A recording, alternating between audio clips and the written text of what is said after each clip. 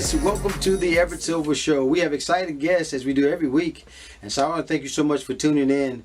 And I'm always bringing it to you. So thanks so much for staying in tune with us. Stay connected. You're watching the Everett Silver Show.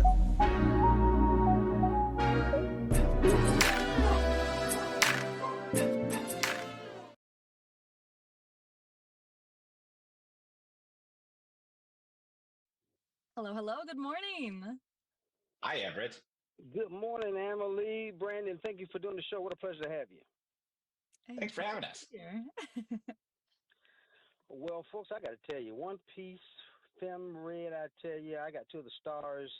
Amalee, I tell you, Brandon Porter, thank him so much for doing the show. And I guess, Amalee, I'll start with you because I know Ulta is one of the most beloved singers in the world, right?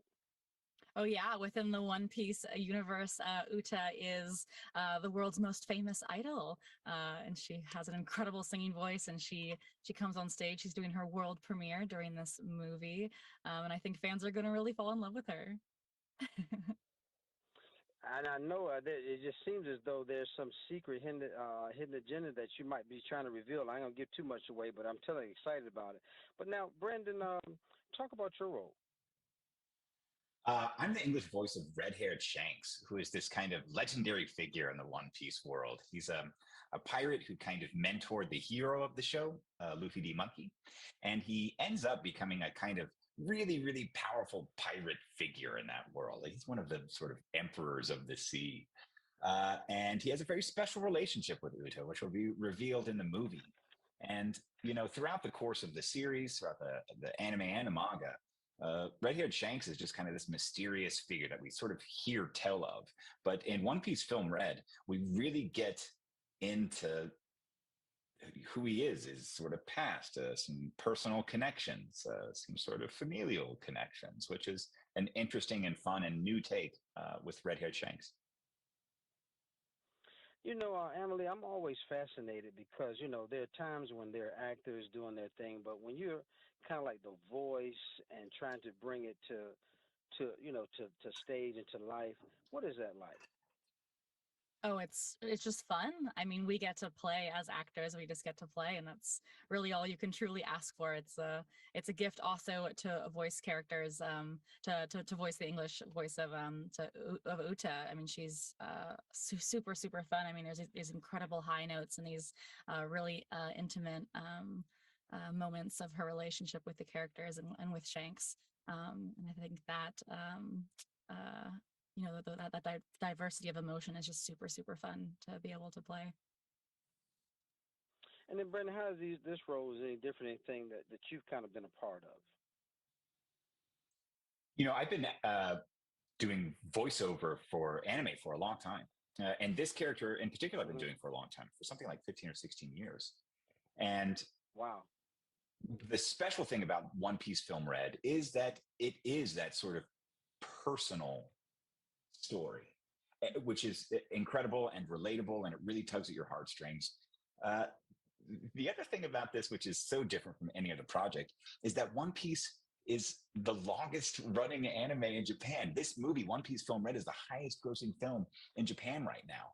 There are video games, there are feature films, there are merchandise. The fan base is incredible for One Piece, and the hype around One Piece Film Red is just amazing. So it's different for me because the fan base is so huge and so excited. I'm just so ready to share this with everyone in theaters on November 4th.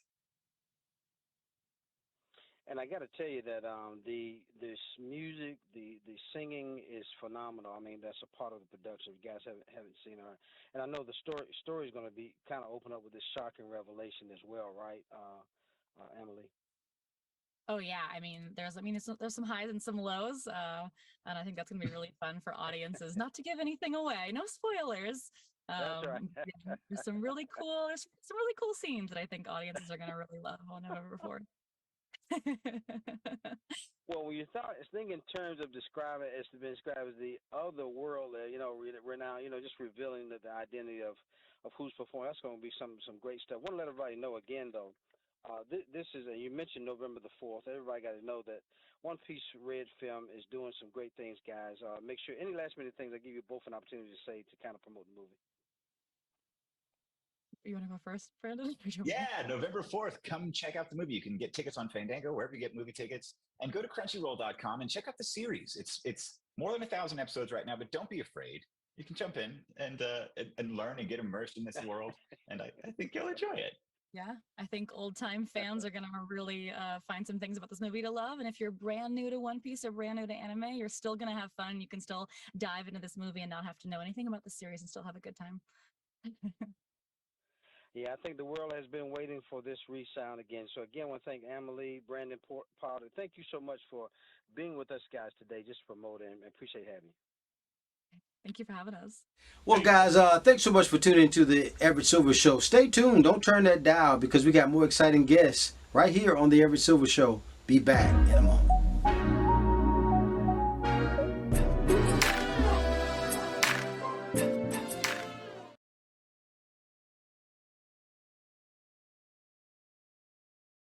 Hey, Mystic Seth, how you guys doing? Doing good. Hey, great. How are you? Well, listen, it's fine to glad you did the show today. Well, folks, my special guest is with us, the mysterious Benedict Society, and I have two of the stars. I have Mystic Inscho, also Seth B. Carr is with us, and it's a pleasure to have these guys. I tell you, because I guess Seth, I'll start with you, man, because I remember you from. I know you had a little character, Michael B. in the Black Panther film, but talk about your character. I believe you played George Sticky Washington, and you guys are on a mission to find your comrades, right? Talk about your part. Yeah, so basically, George or Sticky is basically kind of the brains of the group. Definitely really smart. Everything he learns just kind of sticks to him. And I feel like in the second season, we can really see Sticky build more confidence because in the first season, he's really reserved. And Sticky actually plays more of a bigger part in this season. And then, Mystic, I know you play, I believe it's Rainey. Talk about your character and what you guys got going on. He's smart, he's intuitive, he sometimes doubts himself, but he does love his friends a lot. In the second season, his character is definitely built upon, and there are a few moments where he portrays emotions that aren't really himself, so you have to watch to find out. And then you mentioned smart and wit. It's going to take some wit and intelligent, right, Mystic, to kind of find, I guess, are you guys on a discovery trying to find your comrades? Definitely, yeah. We're on a global scavenger hunt trying to find Mr. Benedict and number 2 who have been kidnapped by Dr. Curtin. And we just go on a perilous adventure across the globe, and it's really fun. And then, Seth, talk about you guys have got to learn how to come together. For one, you're orphans together, I guess, in one house, but you got to bring all your talents together, correct? Mm-hmm. Yeah. We have to learn to work as a team again because in season 1 we were working as a team, but now in season 2 we've been apart for so long, so now we have to come back together and find new ways that we can handle our challenges. And then I got to ask, I know this is Mystic. Your background when you're talking, including performing arts, from dancing to singing and piano, what made your interest into television? Well, I've been doing like dancing for a while, music. I got on the Broadway tour for School of Rock, and I guess I just wanted to try something different. I didn't expect to get this role at all. I feel like I was really lucky. And it's a great experience, honestly. But yeah, I just wanted to try something new. And then, Seth, you've been a part of some big productions, man. Any you excited about this role? Yeah. I feel like all the work we put into this, it was really great. So I'm really excited to see how people like it, and I'm excited to see how all of it comes out. Well, I want to let everybody know that Mysterious Benedict Society Season 2, it premiered October 26th, but I know new episodes airing on Wednesdays on Disney+. And a pleasure. I just want to thank again Mystic Inscho, also Seth B. Carr for doing the show today. Guys, a pleasure to have you, man, and much success to you. Mm-hmm. Thank you so much for talking to us. More guests coming your way. Don't touch that dial. Be back in a moment.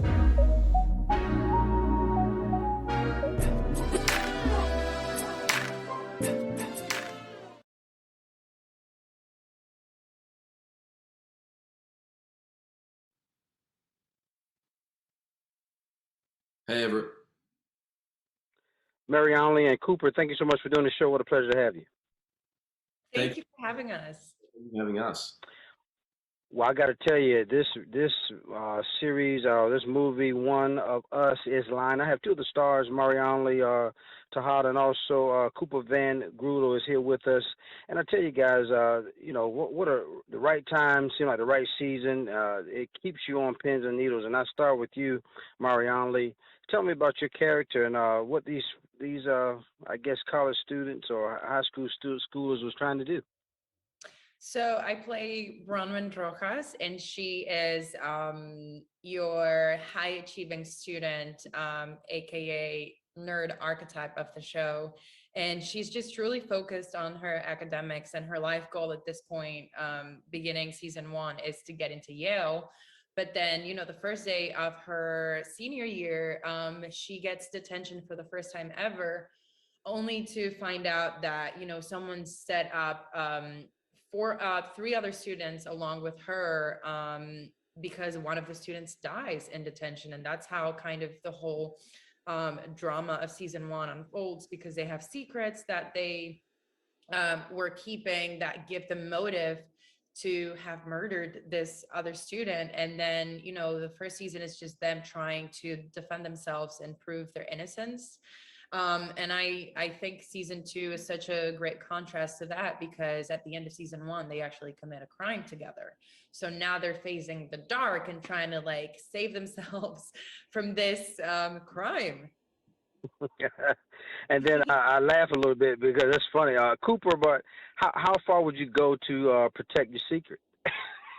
Oh, very far. Very, very far. I got it to the lengths of the earth to protect myself and my secret. No, I think all these characters are. I think all these characters are. I think they all kind of. I guess they do have things to hide, like everybody does, and they're just kind of they're put under the microscope with season one and season two, and they're inspected, and so they're put under the pressure. Really, they're put under the pump for season one and season two as well. And so when you put under that sort of stress and pressure, you do have to work together, work with one another, and they do very much come together in season two and form deeper friendships and camaraderie. I think at a certain point, these characters would go to the great lengths to keep their secret, but there comes a point in season they kind of relinquish, they kind of forget about the idea, and they kind of surrender to a moment, and it's the first time in a while that these young people can kind of have a bit of fun and be young and not be tied up in a murder investigation. And so that's a great point in the story. Yeah. Well, I got to tell you, Marianly, that I know teenagers really basically trying to grow up and find their own way to live. Really now, a more authentic, honest life. You think that can happen? I think I lost you a little bit on that last part. Do you mind repeating? Sorry. Yeah, I mean, I know you're trying because of this secret now, but you're really trying. You guys are trying to live an authentic, honest life. You think that'll happen? Yeah, and I love that question, because I think it's something that I certainly could relate to when I was in high school, of Right. kind of breaking out of what society kind of puts upon you that you need to be, and then finding your true authentic self. And I think for these characters, they really have to do it quick, because they have to face these circumstances that are just very, very high stakes, where it's kind of like the shell gets broken out of them instead of them breaking out of the shell, if that makes any sense. Right. And I love the journey that they take into going from the archetypes that we see them start off in season one into becoming their own person, or just more authentic to their true selves. Right. And then Cooper, I was thinking in terms, what comes with, you're already talking about high schoolers, the stress of college applications, some toxic relationships. Talk about that perspective in the movie. Yeah, I think at least for Nate, he was someone that kind of had accepted his fate, that his destiny, that he was going to go to jail and just kind of go down that dark path. And so he kind of lived a life of almost nihilism. Really, he's kind of a bit nihilistic. And then Bronwyn kind of comes to his rescue and makes him see the light in all of it. And I think as for these students, they're still in high school, and I think that, like, at least for Nate, he's not really thinking about.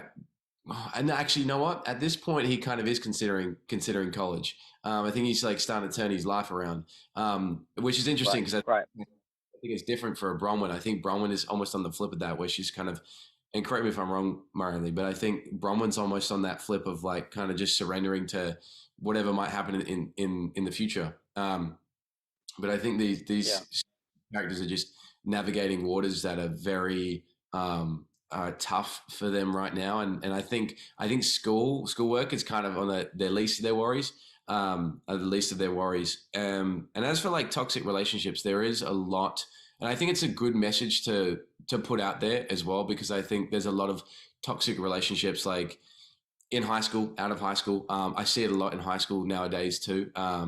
And I think it's a good message to put out there to like not invest yourself and your time and energy into like a toxic relationship. And I can relate with like my siblings as well. Me personally, like I do see it. So I think we're putting good messages out there for young people to see and to just kind of be wary of that. Well, I tell you, I've been following both of your careers, and much success to you. Let everybody know that one of us is lying. All episodes, season 2 is available. I believe it's on Peacock as of yesterday, and so make sure you tune in. What a wonderful privilege to have Marianly Tejada and also Cooper Van Grootel. Thank you guys for doing the show today. Thank you so much. You're so welcome. More guests coming your way. Don't touch that dial. I'll be back in a moment.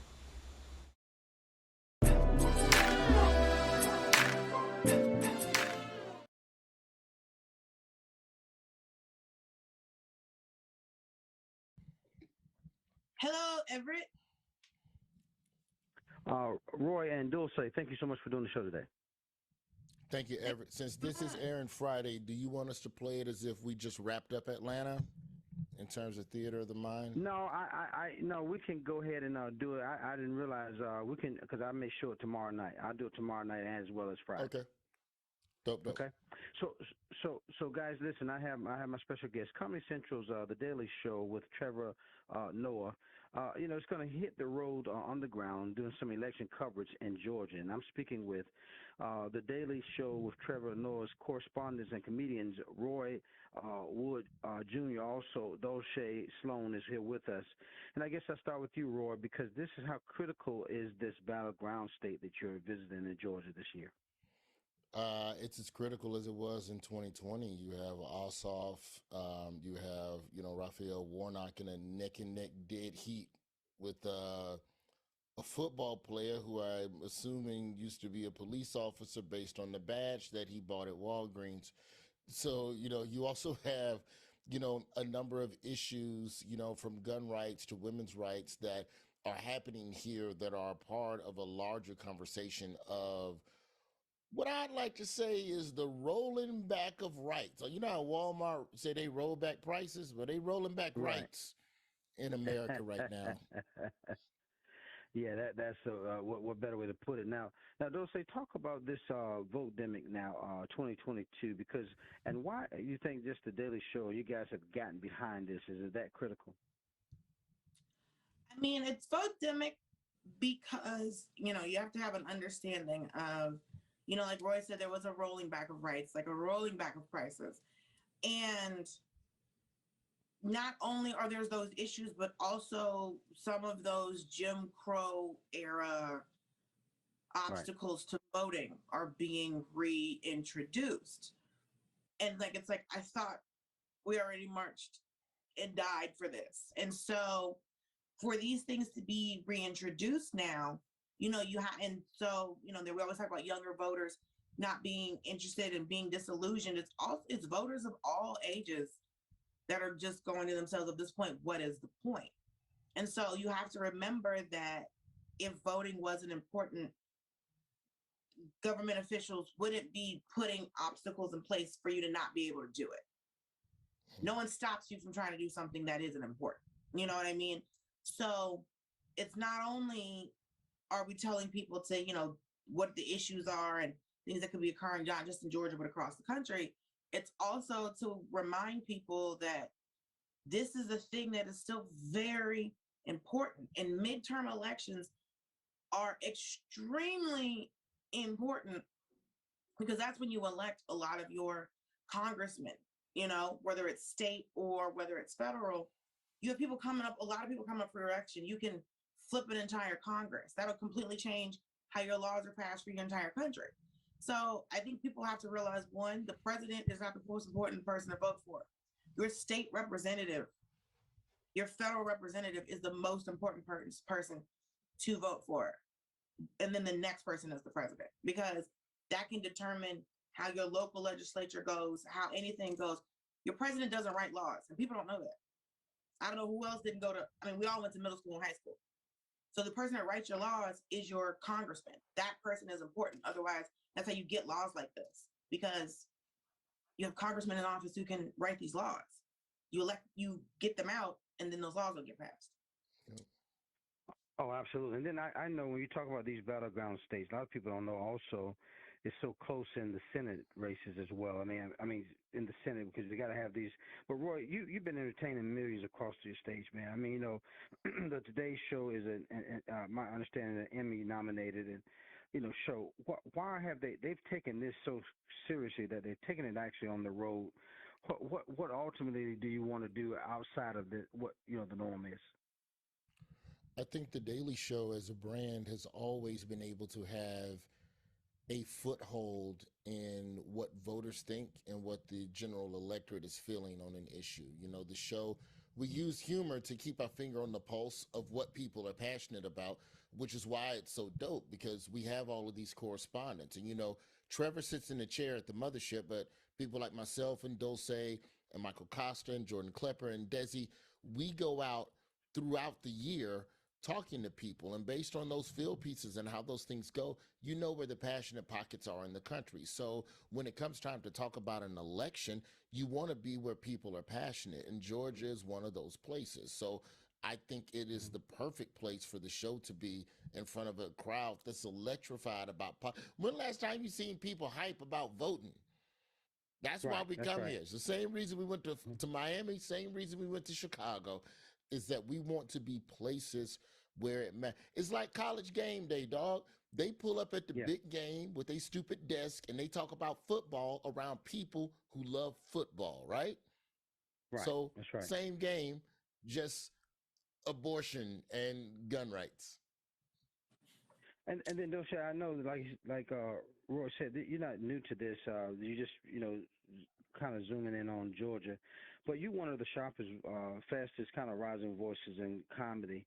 And just talk about your I guess stamp of approval of why you got so interested in just doing what you do. Well, one, I grew up in, Miami and Atlanta. So, the fact that we've gone to Miami and Atlanta is just proof that I'm Trevor's favorite. But, sorry, Roy, we have not gone to Birmingham. Hey, attention. We haven't been to Birmingham.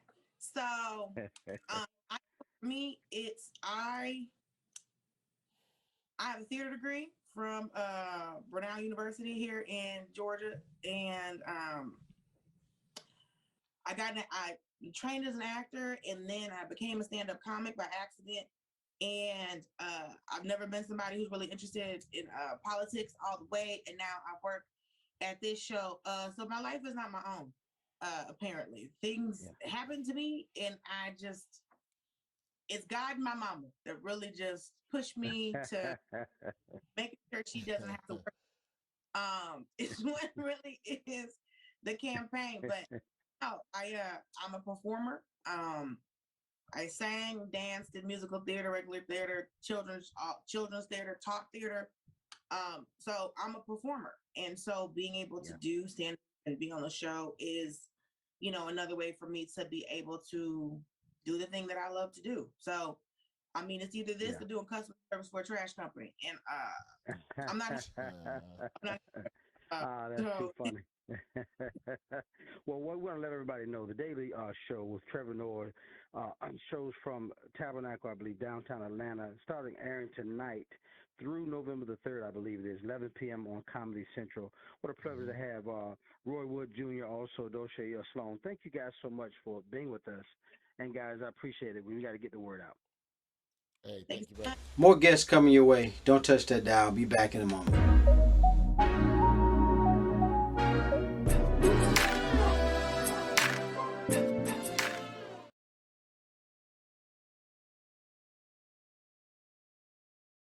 Hey, Everett, how you doing?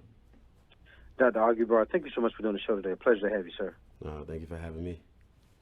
Well, folks, today is National Brush Day, and joining us live is dentist Dr. Franklyn Aguebor, also known as Dr. A. So, Dr. A, kind of tell us what we need to know about getting a healthy smile. Absolutely, absolutely. Well, I'm assuming most of us brushed our teeth this morning, especially after all that Halloween candy we had. Brushing twice a day is one of the most important parts of having a healthy smile, as you said. But the truth is, millions of kids in America today woke up without access to the basics, like a toothbrush and toothpaste. So I've partnered with Crescent Oral-B to help change that dynamic. Many kids are forced to use either their fingers or washcloths, and this is not how kids should have to brush their teeth.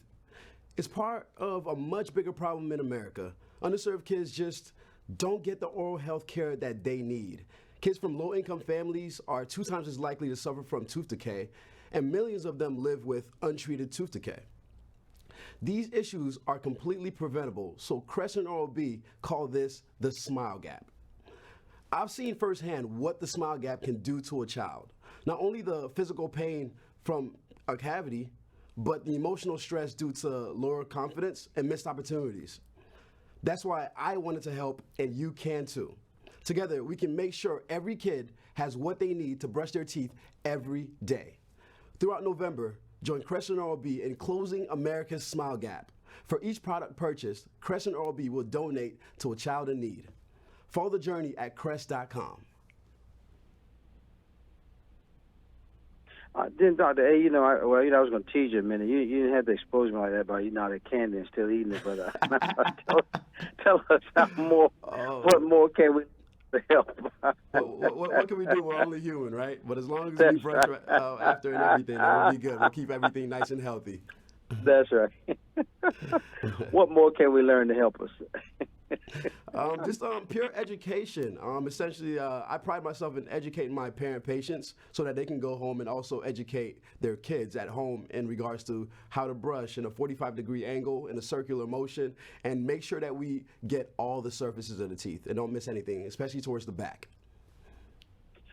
And then tell us again, Dr. A, where we can go for further information, because this is great stuff. Oh, absolutely, absolutely. You can follow the journey at crest.com. And then any last-minute things you need us to know? Just keep brushing and keep up a good habit so we can have that healthy smile. Wonderful pleasure to have Dr. Franklyn Aguebor. They've been with us, also known as Dr. A. Crest.com is where you want to go. Thank you so much, Dr. A, for doing the show. Now, thank you so much for having me. Take care now, okay? Pleasure, buddy. Thank you, buddy.